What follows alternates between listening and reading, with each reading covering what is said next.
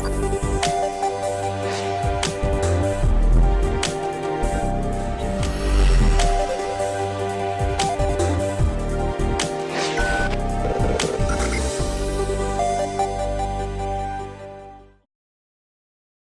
pessoal, tudo bem?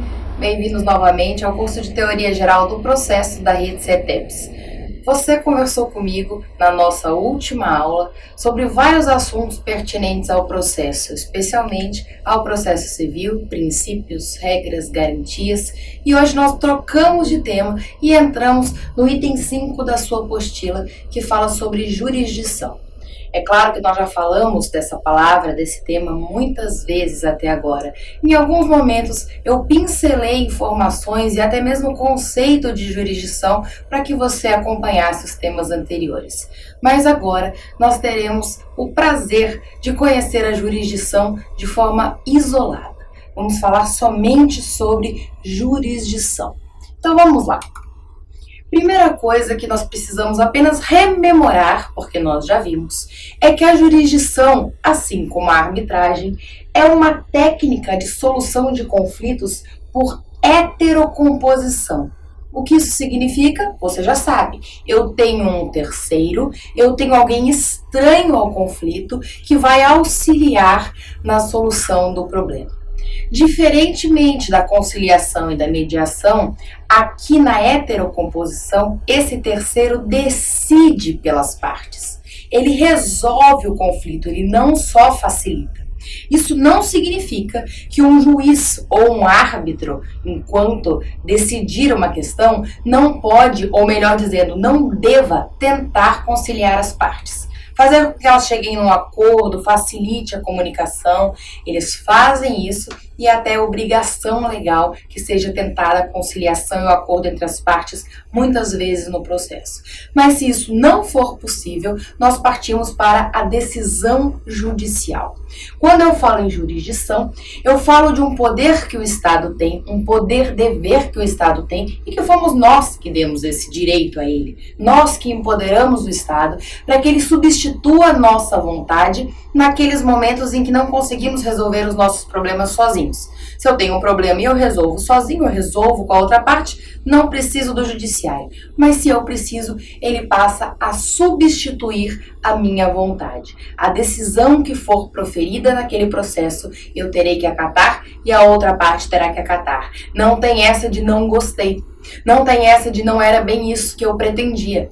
Depois de decidido, a única coisa que te resta são os recursos, mas a decisão final, exatamente como foi proferida, deverá ser cumprida, certo?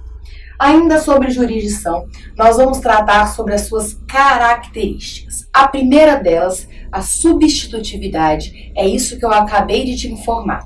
A decisão substitui a vontade das partes. A partir do momento que o juiz decidiu, eu e a outra parte, os litigantes, têm que acatar. Isso estou incluindo a fase recursal. O que o tribunal decidiu, o que o tribunal superior decidiu, a decisão final do processo deve ser acatada. Não tem essa de não gostei. Isso é substitutividade. A segunda característica que nós temos é a existência de uma lide. Lide, nós usamos esse termo a todo momento, é um sinônimo de processo onde há conflito. Eu tenho uma parte que deseja uma coisa, outra parte que deseja outra coisa. Eu tenho um conflito de interesses, tenho um problema. Eu tenho um problema. Isso é lide. A jurisdição atua quando há lide, quando há conflito. Mais uma característica, inércia. Você já conhece. O Estado, enquanto detentor do poder jurisdicional, o Estado, enquanto poder judiciário, permanece inerte até que a parte vá lá e o tire da inércia, o cutuque pela petição inicial e diga: esse é o meu problema, me ajuda, eu quero que você resolva, eu quero que você atue no meu conflito. Inércia é a regra. Coloquei uma observação aqui para vocês para nós rememorarmos. Depois que saiu da inércia, o processo caminha por impulso oficial. Você também já viu. Mais uma característica: manifestação de poder. Jurisdição é manifestação do poder estatal de solucionar os conflitos que são depositados à sua confiança. Simples assim. Atividade criativa. Quando o legislador constrói uma lei, elabora uma lei, ele faz no mundo das ideias. Ele planeja o que eu quero alcançar com essa norma, que tipo de conflito eu quero solucionar com essa norma. O conflito não existe ainda, ele existe na ideia, na hipótese. É uma situação hipotética que o legislador está garantindo. O judiciário, quando aplica a lei, ele já está enquadrando aquela norma num caso concreto. O conflito existe de verdade entre pessoas, entre empresas. Aquilo já está causando danos. E ele pega a norma e encaixa no caso concreto. Lembra quando você brincava com aqueles joguinhos infantis que eram um quadradinho, uma bolinha, estrelinha, e você tinha que colocar a peça no lugar certo? Você já estava sendo treinado para esse momento. Para o momento que você precisava pegar a peça legal e encaixar no caso. Aquela que se amolda perfeitamente. Nós chamamos isso de subsunção ao caso. Subsunção ao caso concreto. A norma tem subsunção ao caso concreto, certo? Definitividade. Quando eu digo para vocês que aquilo que o juiz decidiu, aquilo que o judiciário entregou, deve ser cumprido, aquilo se torna perene, eu chamo isso de definitividade. É uma característica que nós damos o nome de coisa julgada. A decisão judicial faz coisa julgada. Depois que eu tenho uma decisão judicial que já tramitou todos os recursos, que eu já fiz tudo que eu podia por aquela causa, chega um momento em que não tem mais para onde recorrer. A decisão está estabilizada e ela é definitiva, ninguém mexe mais nela, não tem mais recurso, não tem mais o que fazer. Nós chamamos isso de coisa julgada. A decisão judicial faz coisa julgada, certo? Mais uma característica. Terceiro, imparcial. O terceiro imparcial é o Estado. Quando eu falo do juiz, enquanto órgão detentor deste poder, desta obrigação de responder em nome do judiciário e nos dar a solução do caso, ele precisa ser uma pessoa imparcial quanto àquela causa. Se um juiz é parente da parte, ele não pode julgar aquele processo, ele vai ter que passar para o seu substituto. Ele vai ter que passar para uma outra vara, um outro departamento.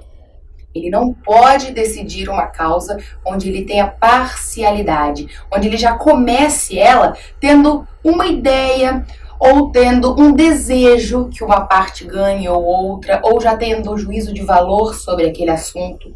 Às vezes já deu uma entrevista sobre o assunto, já escreveu sobre aquele problema, aquele caso concreto, ele se torna impedido ou suspeito e não pode mais julgar. Outro julgará. Isso é a imparcialidade exigida na heterocomposição. Agora nós veremos os princípios que nós vamos estudar dentro da jurisdição. Tem muitos, tem mais do que esses. Esses são os básicos. Você, em muitos momentos estudando, vai identificar características diferentes, princípios diferentes. Isso se dá pela variedade de doutrinadores tratando dos assuntos, certo? Então, primeiramente, princípio da investidura. Também não é novidade para você, só o nome investidura é novidade. Veja bem, pelo princípio da investidura, é exigido que aquele profissional que vai atuar como magistrado, ou juiz, etc., ele precisa ser investido desta competência. Ele precisa ser nomeado para tanto. Nós sabemos que para concurso de juiz tem 4 etapas, tem prova escrita, prova discursiva, prova objetiva, prova oral, avaliação da vida social da pessoa, prova prática, prova psicológica. Nós temos um monte de fases.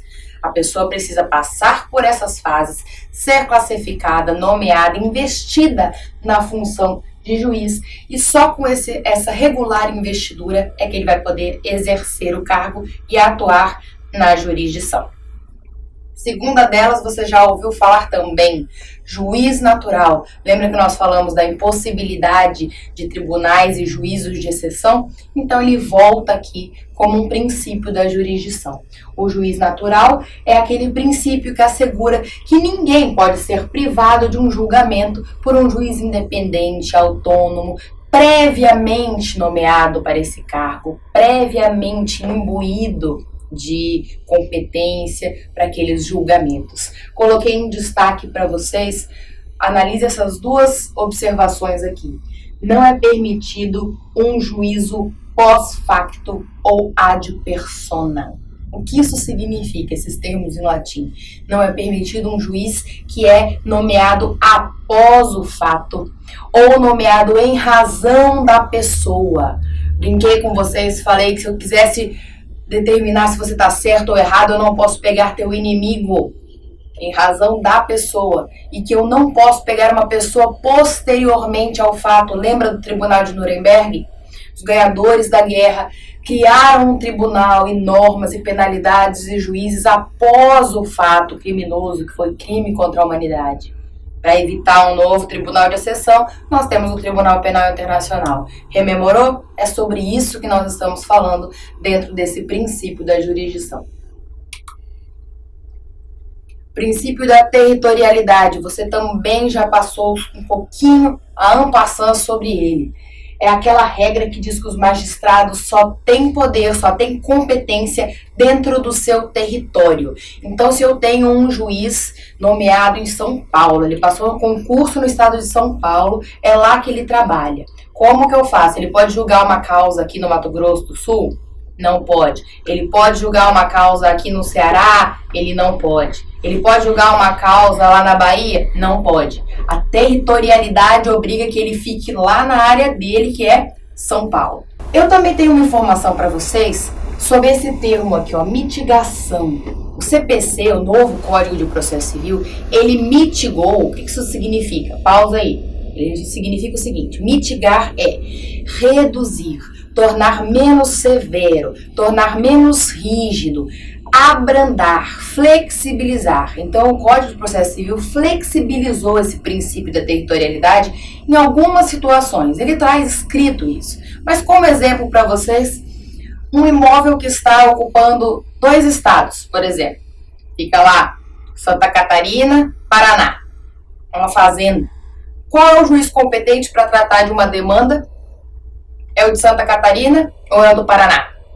Então, o que o código diz? O juiz que conhecer da causa toda, do problema todo, ele vai conhecer também do imóvel todo. Não vou ter 2 juízes cuidando cada um de metade de um imóvel só porque ele está num limite de estados, né? Outro exemplo interessante é quando eu vou colher depoimento de testemunha. Se a testemunha está num outro estado, eu posso ouvi-la hoje por videoconferência. A tecnologia nos possibilitou esse tipo de coisa. Veja bem, eu estou falando com vocês de um lugar, vocês estão me ouvindo em outra cidade, em outro estado, e a tecnologia nos trouxe essa facilidade, também aplicada ao Poder Judiciário. Então, no Poder Judiciário, eu tenho um sistema de transmissão de imagens que eu posso ouvir o réu, ouvir testemunhas, enfim, utilizar dessa tecnologia para facilitar o nosso trabalho. E aí eu vou ter um juiz numa comarca ouvindo uma pessoa em outra. Mais um princípio: indelegabilidade. A indelegabilidade significa que eu não posso, enquanto juiz, eu sou proibido, vedado é proibido, é vedado, é proibido ao juiz delegar a sua função, entregar, passar para outro fazer. É proibido. O juiz julga.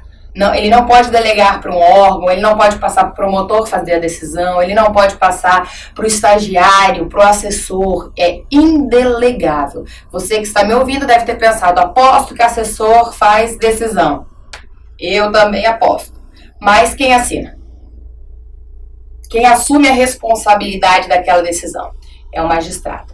Então, se ele quiser correr o risco de que outra pessoa faça a decisão dele, faça o trabalho dele, ele vai correr o risco como se ele tivesse feito. A responsabilidade é dele. Não pode delegar função jurisdicional. A função de julgar é do juiz. Mais um? Inafastabilidade. Já vimos também. Quando nós falamos que a jurisdição é inafastável, eu estou dizendo que o acesso ao Poder Judiciário, meu direito de buscar a solução de um conflito, não pode ser reduzido pela lei, não pode ser impedido pela lei. Coloquei em destaque para você o seguinte: o direito de ação, o direito de se socorrer do judiciário, ele existe independentemente de eu ter razão ou não.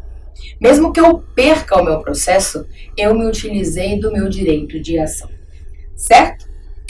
Então hoje nós finalizamos esse primeiro item da sua apostila sobre jurisdição. Ainda teremos algumas aulas tratando desse tema, mas hoje falamos especificamente sobre as características e os princípios da jurisdição. Eu espero que tenha ficado claro e que você tenha aproveitado bastante. Muito obrigada!